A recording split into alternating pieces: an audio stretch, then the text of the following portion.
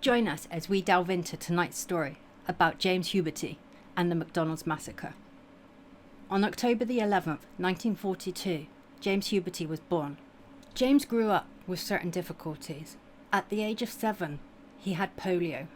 Later on, his dad bought a farm and he wanted to move the family to Amish land. But his mum, unwanting that life, refused to go, so she left the family to become a street missionary. James's dad was a strict man, but James was a quiet boy. The only thing they connected over was a love of guns. One day, James's dad came home with a gift for James. It was a .22 rifle. Some could say there were slight clues as to what was going to happen when he was caught shooting cabbages and small animals. Later on in life, James enrolled at Malone College. He obtained a degree in sociology. He decided he wanted a career as a funeral director, so he enrolled at the Pittsburgh Institute for Mortuary Science to get his embalming license. This seemed the perfect career for James, considering his awkward character, his lack of social skills. While James was said to be very good at the hands-on embalming, he wasn't so good at dealing with grieving loved ones. Whilst at college, James met the lady he was going to marry, Etna. In 1965, they became husband and wife, and shortly after, they had 2 daughters. James got a job as a welder. He was on a good wage. Him and his wife could purchase a property to bring up his 2 daughters in. Money was good, so he managed to buy a further investment property. James's neighbours found him very standoffish. They called him aggressive, volatile. They said he had a short temper. He put up high fences all around his property. He put up signs saying beware of the dog and no trespassing. But he was the one that was constantly vigilant, on the lookout for any misdemeanor. From an outsider's point of view, the next decade for the family looked relatively okay. Although Huberty's temper was said to be growing out of control, he was becoming more withdrawn. Listen, people, James was a proper gunner. This geezer loved guns. He loved them so much he used to sleep with them. Whoa, people. Before your mind runs wild, I ain't saying he used to put his wiener down the end of the barrel of the gun. Say he used to sleep with them under the pillow. With his only interest being in firearms, ballistics, anything to do with guns. In 1983, James got in a motorcycle accident, which left him with lifelong injuries, meaning he could no longer work as a welder. Without his job, him and his family struggled for money. James was looking for other places to live, and at this point he'd written to the Mexican government asking for citizenship for him and his family. He moved his family south to Tijuana. This is where they spent 10 long months moving from place to place, not settling anywhere. James couldn't find any work. The family were in dire straits. James and his family finally settled in San Isidro, a small town on the Mexican border. Here he found work and he could finally move his family to a better neighbourhood. The positive mood soon subsided when James, true to form, lost his job within days due to his bad attitude. James, unfortunately, is quite unhinged. At this point in life, James's mental health was not good. He actually finally reached out one day. James called a healthcare professional and asked for help with his mental health. James was told he would have a call back within 2 hours. So he sat patiently waiting next to the phone to a call that never came. Because James spoke in such a cool, calm demeanour, the receptionist didn't mark the case as urgent, and all non-urgent cases get responded to within a 48-hour window. People, the sad thing is, James did reach out for help. Perhaps in an alternative universe, he would have got the help he needed. Unfortunately, the dunce on the phone that day logged his name wrong. Instead of putting James Huberty, they put James Schuberty. It's better than if Chaos the Climber's on the phone. I'd have put James Puberty.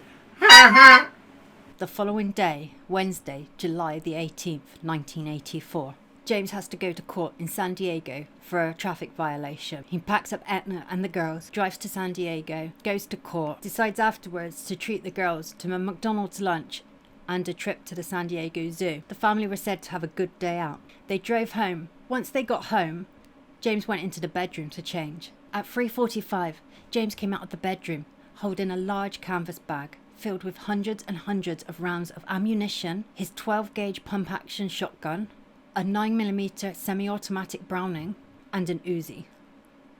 He walked up to Etna and kissed her on the forehead.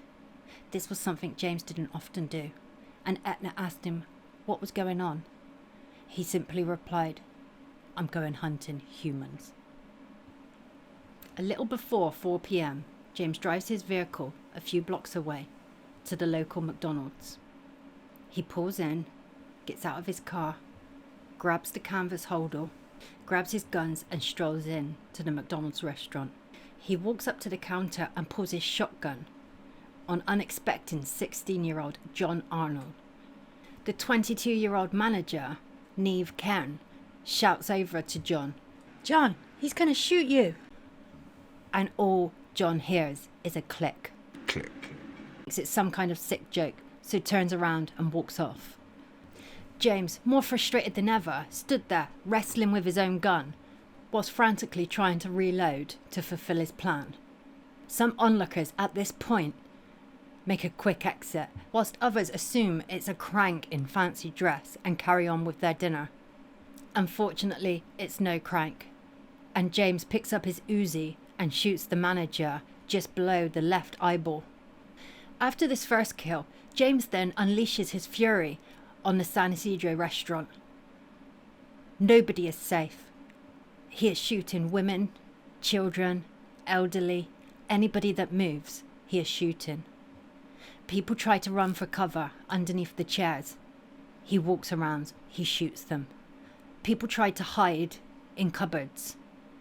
He walks around, he shoots them. People try to leave the building.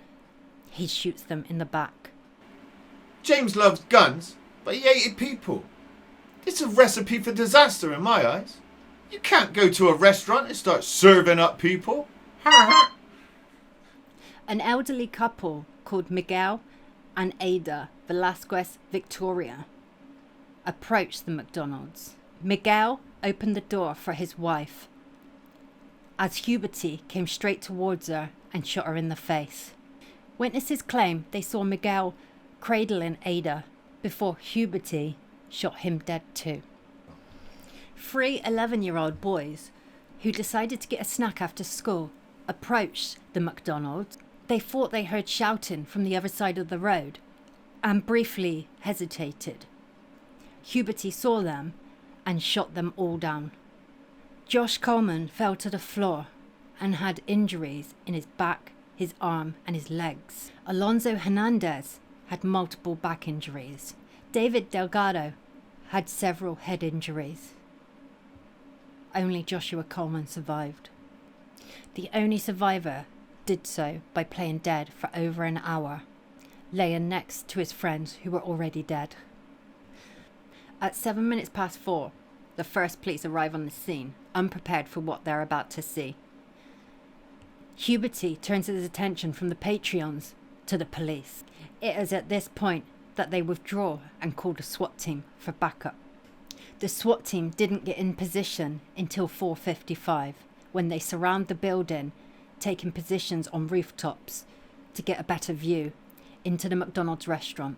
Unfortunately, the glass was tinted and littered with spider webs of cracks, so visibility was at a minimal level. Rumour has it, this all started because James ordered a PC. I mean, he wasn't messing about. He got the full tower, all the trimmings, bells and whistles.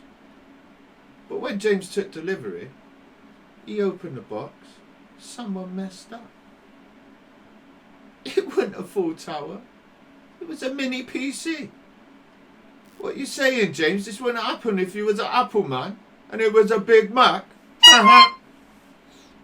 At 5:13, SWAT Commander Jay Sanders gave the green light that anybody with a clear visual on the assailant could shoot to kill. I also heard James hated windows. That's why he shot so many that day.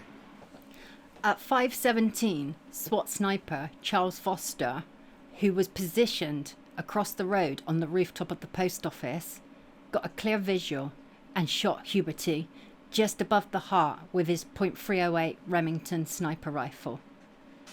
He was instantly killed. How do you avoid getting shot at McDonald's? You go to Burger King. The McDonald's Massacre goes down as the worst mass shooting in America at that time. And before we start shitting all over McDonald's, I won't have it. I know Ronald. I know him personally.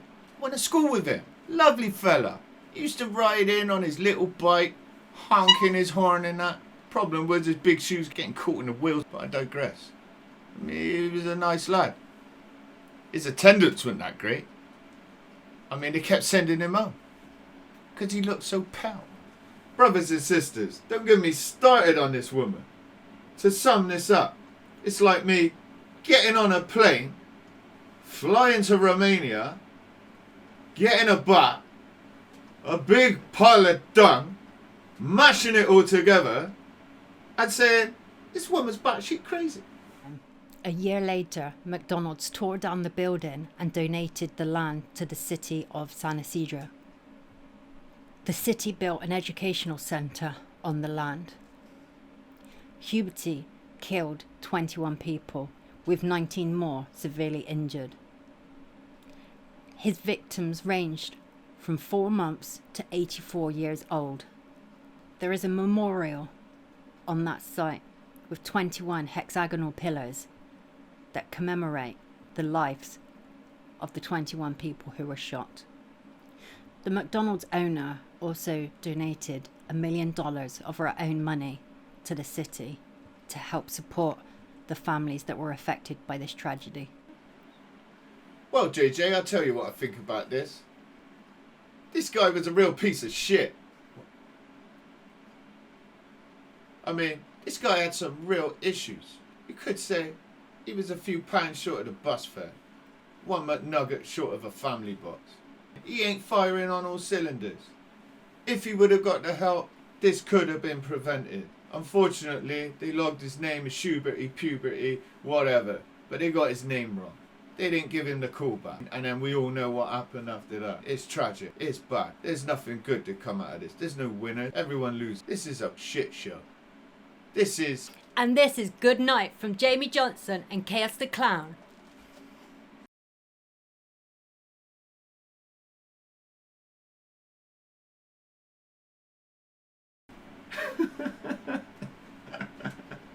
No one killed it.